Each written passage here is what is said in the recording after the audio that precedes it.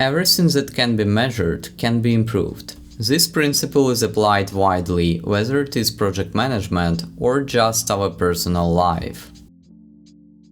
My name is Konstantin, I'm a delivery manager, and today I'm gonna talk about the key aspects you need to measure on your project to proactively control and improve their status. Have you ever heard that the most important skill for a manager is proactivity?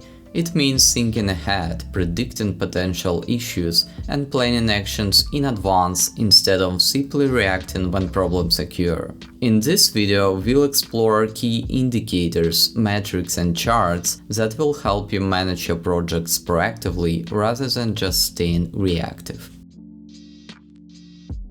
Before we dive in, a quick reminder, you're watching IT Launch channel, where we discuss ideas and trends in software engineering and management. So if you're interested in this topic, please consider subscribing. The topic we're gonna cover today may appear a bit vague because there are so many metrics in project management that people often get confused just by hearing the term metrics. I'm gonna focus only on few key metrics that served me well over my management career on a variety of projects. So grab some tea or coffee and let's get started. Most metrics can be tracked with charts, and what I like about charts is that they let you quickly spot problems visually at a glance without needing deep analysis or advanced data. I'm gonna start with the simplest and obvious chart that many managers probably know about, but first let me explain you the main groups. You probably know about the classic task of project management, which is operating in scope, schedule, budget triangle. It represents key constraints which determine project's quality. Changing one of these constraints usually affects the others, so balancing them is crucial. For example, if you need to deliver a project faster, you might have to reduce scope or increase the budget by adding more resources. Understanding and managing this trade-off is a key to successful project delivery. The metrics I'm gonna talk about can be grouped by all these aspects: schedule, quality, scope, and costs. We'll start with the schedule-related metrics, and the first one will be quite popular and famous: burn down. Burn down chart tracks remaining work over time by plotting work left estimate, often in story points or hours, against time. As work is completed, the remaining work line should burn down towards zero. You can use it in different scales, project release or sprint, depending on your needs. For example, in fixed price project, which supposes to have fixed scope, this chart works well for the whole project scale. In contrast, for the time and material project, where scope can change, it's more common to track progress at the iteration level. For example, in Scrum, a burn down chart helps you monitor sprint progress. In scaled frameworks like SAFe, where multiple teams work on a product increment, which usually spans multiple sprints, those sprints might have carryovers, and in this case it's more reasonable to use burn down chart for the entire release. Now let's talk about indicators. The main purpose of this chart is to quickly show if your team is on track. Guideline indicates the average daily burn rate needed to meet the deadline. The remaining work line doesn't have to match the guideline exactly, but any difference can signal whether you're on track or need to speed up your work to catch up. The other common indicator of this chart is to track scope changes. Ideally, the remaining work should decrease over time. It might stay on the same level for some short period, but it should not go up. Increase might mean unplanned scope that has been added, commonly known as a scope creep, so this chart allows you to pinpoint when exactly it occurred. And finally, it helps in predicting whether current pace is overall sufficient to meet the deadline. While burn down chart helps you track whether you are meeting a deadline as a fact, burn up chart is more useful for forecasting the completion date of your work. It works best at the project or release scale, and it's less useful for sprints because sprints timelines are fixed. There are two main indicators on the burn-up chart: overall progress, and this is shown by the gap between the scope completion line and the planned scope line. If the completed scope line is above the planned work line, then you are ahead of schedule, and otherwise you are behind. Another indicator is basically forecasted completion date, calculated based on your average progress. Based on this date, you can forecast if you're on track for the whole project or release completion. For example, if forecasted completion date is 9 days behind your planned completion date, it's a signal to either adjust the deadline or reduce scope, or maybe boost team performance. Velocity is one of the simplest metrics to measure, and it serves two main goals. It gives you the ability to do sprint planning and forecasting and assess team performance as a whole team or for individual members. So when looking at this chart, the key is to see if velocity is consistent and if it trends upward. For example, if your team consistently completes around 50 story points per sprint, you can confidently plan future sprint around that figure. If velocity fluctuates widely, it might indicate issues with the team performance or process inefficiencies. Typically, velocity increases over time as the team gains experience and the processes mature. It doesn't mean it should go up each and every sprint, but you need to watch for overall trend line, which should increase over time, or otherwise it may indicate stagnation in your team or development process issues. Velocity is often tracked by two numbers: story points committed at the start of the sprint and actual number of completed story points. This is required to evaluate estimation accuracy and work process balance. Huge gap between committed and completed story points may suggest that our estimation approach is not really consistent and we won't be able to plan precisely, which may lead to strategic issues with product development plan and roadmap. Another problem may be that due to development bottlenecks, your team is just behind the schedule and you consistently have carryovers and have to overcommit each next sprint just to be back on track. One of the Scrum principles is to always follow your commitments, meaning if team has committed on some specific scope, everyone needs to do whatever it takes to actually complete it. This is very important because consistent gap between committed and completed scope leads to planning uncertainty on the product development level, which in turn may end up with a project closure. This example that we currently observe is quite healthy velocity chart. It's never perfectly stable, but trend can be seen to go up over time and velocity is in pretty tight range, averaging in between 60 to 65 story points. And this example indicates all the issues we've just mentioned. We can see strict drops and spikes in velocity, which suggests that estimation and planning processes needs to be reviewed or revised completely. Now let's talk about cumulative flow diagram. The balance is the key pretty much in all areas of our life, and your project activities is no exception. The main purpose of cumulative flow diagram, which in short also called CFD, is to show whether you off the balance. This chart is one of the first which you would wanna check if your project status going off the rails. Cumulative flow is a histogram which shows you amount of tickets by statuses over time. It can help you seeing trends and finding bottlenecks. My recommendation to use this chart is to divide all statuses into buckets based on your project roles to filter out some noise.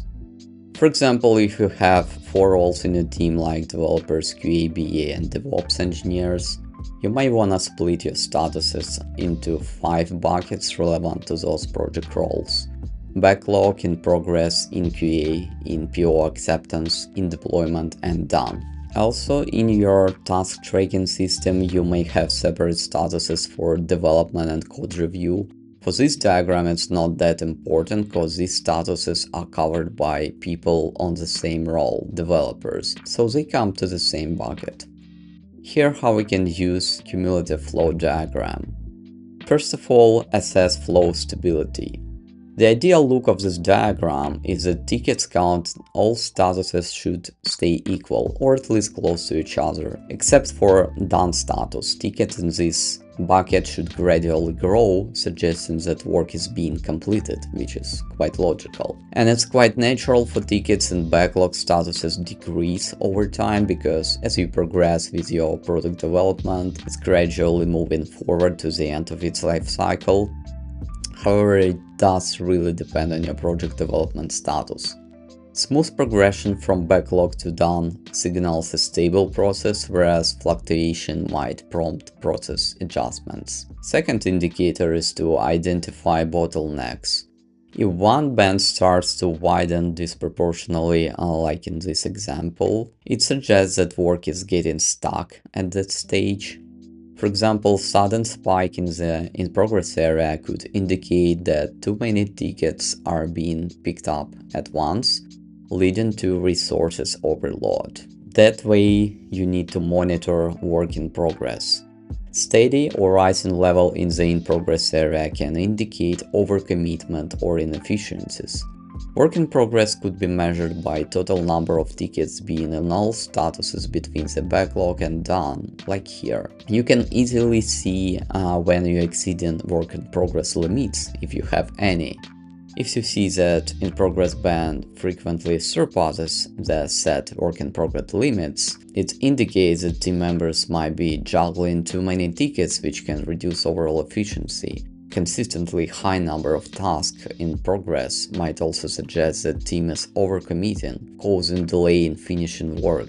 Conversely, if the in-progress area is almost empty, it might indicate underutilization of resources or that the team is waiting on external dependencies. Low work in progress might also point to a process that is too sequential, where tasks aren't being started until the previous ones are fully completed, potentially slowing down overall delivery. And you can also use it to estimate cycle and lead times. The width of the bands over time can give insights into how long work items typically take from start to finish. And now let's talk more in details about this specific metric, lead and cycle time.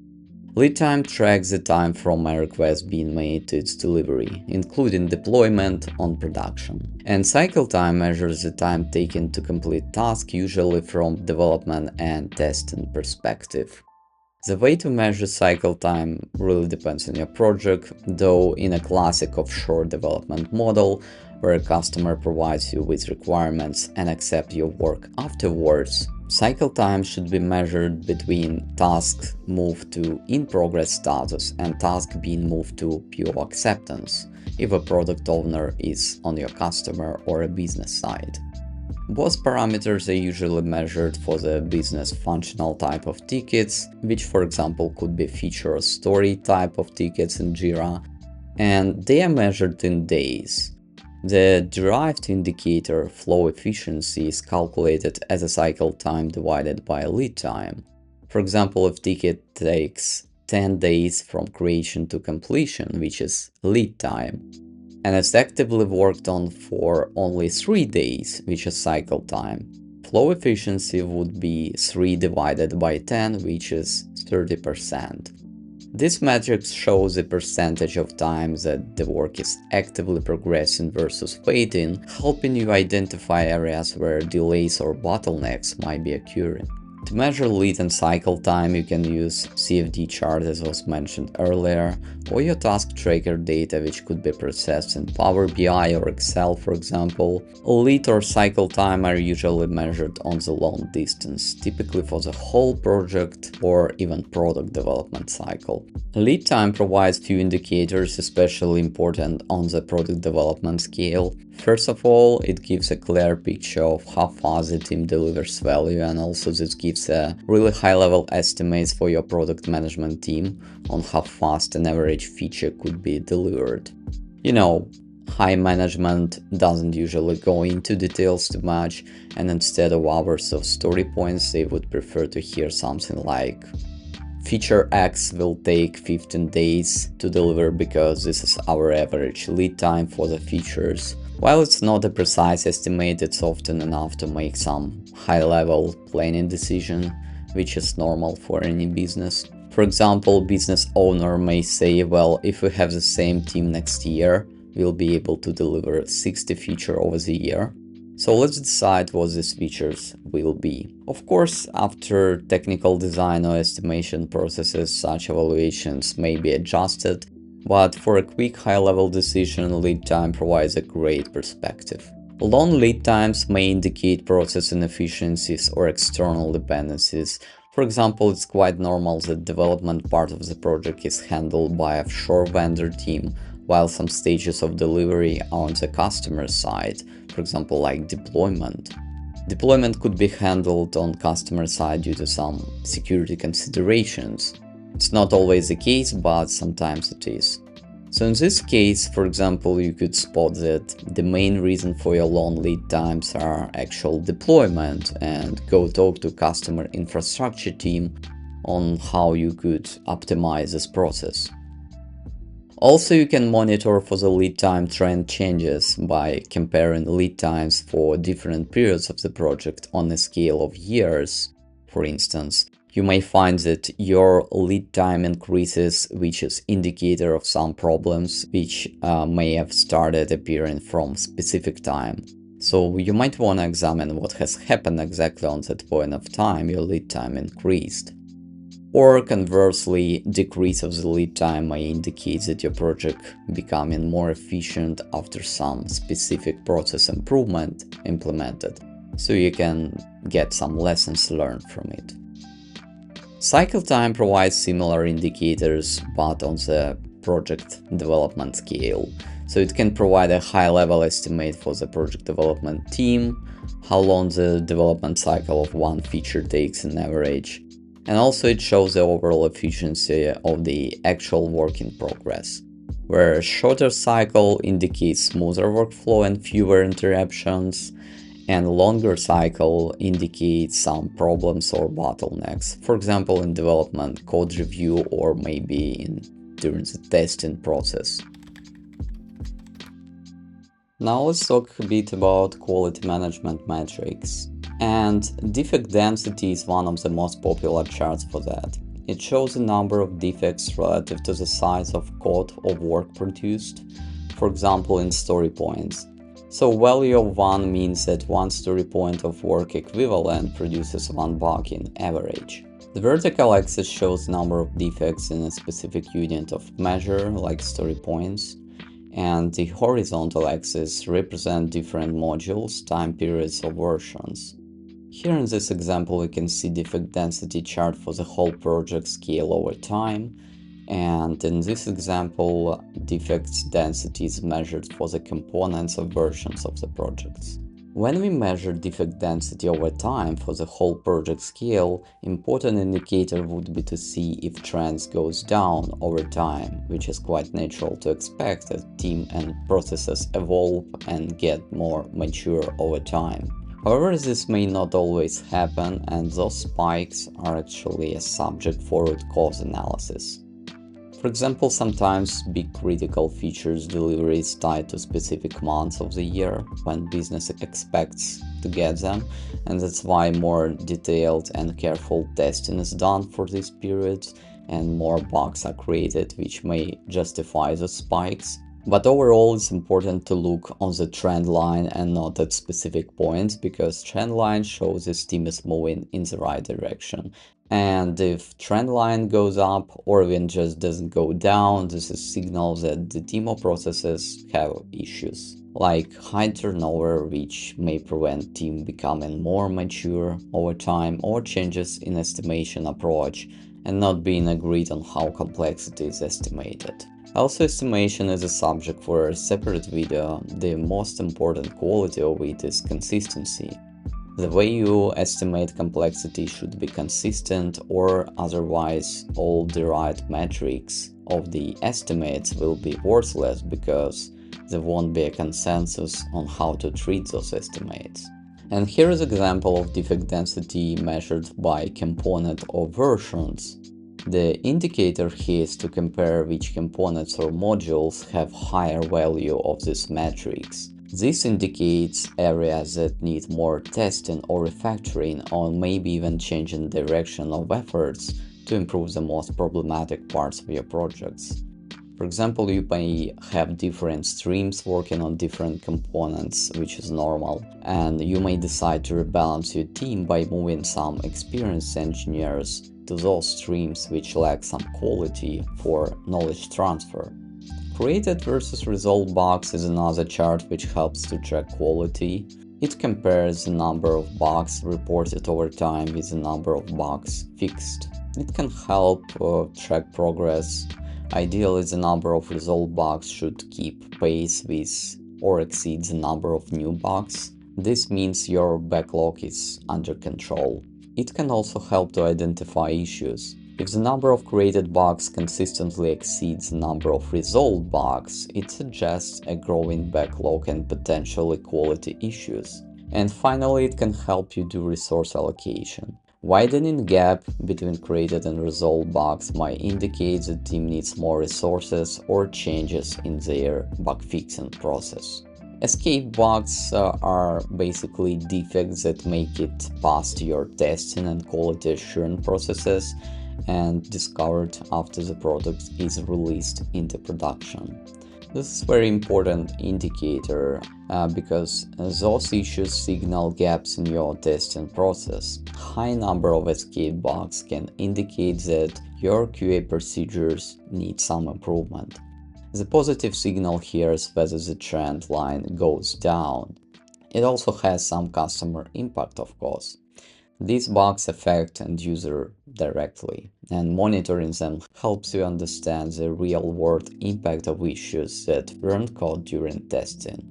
Finally, you can do some improvements in your process by analyzing escape bugs. For example, with root cause analysis (RCA) process, you can identify common weaknesses in your testing or development phases and make adjustments to prevent similar issues to happen in future. Now let's talk about metric which you could check with your BA team. The popular one would be backlog health. It reflects the quality of your backlog and it answers the question for how many sprints forward you have the work ready. That's quite important as value lower than 1 is quite critical. It means you won't have enough scope to load the team for the coming sprint. That is signal for you that you need to work with your BA team and product owner to speed up requirements clarification and documentation processes to create more stories and tasks for the team. The specific value depends largely on the project, the team structure and process, but on the Scrum project, I feel more or less comfortable having this number being from 1.5 and more. Means that you have a backlog reserve for your development team to work on, and that way you can effectively avoid idle times when developers just stay without bringing any project value. The value of 1 or close to it is really risky because in case if one of your BAs will get sick, some of your team members may stuck idle. To calculate backlog health, you can refer some type of backlog status charts widely available in various project management systems, which shows you the actual state of your backlog. You should be specifically interested in how many working story points is currently ready for development and divide this number by the average sprint velocity of your team. And finally, let's talk about cost and schedule related metrics, which are also called earned value metrics, cost performance index, and schedule performance index, which are in short called CPI and SPI. They basically allow you to measure your costs and schedule performance respectively. CPI allows you quite quickly understand if your project is above or under budget. Likewise, SPI helps you understand if it's on schedule or under schedule. CPI and SPI are calculated numbers derived from some other project data. So let's talk about main terms here to understand how they are calculated. First term is the budget at completion or BAC. That's basically budget of your project, the costs you can spend to fully complete your project. Planned value is how many scope you plan to complete in costs, equivalent by specific date. Actual costs is how much costs you actually spend by specific date, and earned value is calculated by multiplying budgeted completion on your completion progress in percentage. For example, if your project is completed by 67% to date, as a full BAC of $1,265,000, then your earned value would be $850,000. Schedule and cost variance are derived metrics which reflects the difference between planned and earned value, and actual costs are earned value respectively. And finally, cost performance index calculated as earned value divided by actual costs. The quick indicator here is if this value is higher than 1, which means that you are under budget. If value is lower than 1, you are over budget, which means that your project consumes more cost than it's supposed to at a given point of time. Schedule performance index is very similar to that. It's calculated as earned value divided by planned value. It effectively shows whether you're on track or behind your schedule. The same rule applies here. The good value is anything above or equal to 1, meaning you're on track or even ahead of schedule, while values less of 1 means you're behind of schedule. That's it for today. We've covered the main metrics and charts that you need to watch as a project manager. There are plenty of tools which allow you to generate those charts. Some could be created in your task tracking system like Jira, Trello, or Azure DevOps. Some could be created with Power BI reports or Microsoft projects. Exact step on how to generate them is the subject of a separate video. If you're interested in technical details of the project management, please consider subscribing on this channel to stay tuned. Have a wonderful and productive day, and see you in the next videos. Cheers!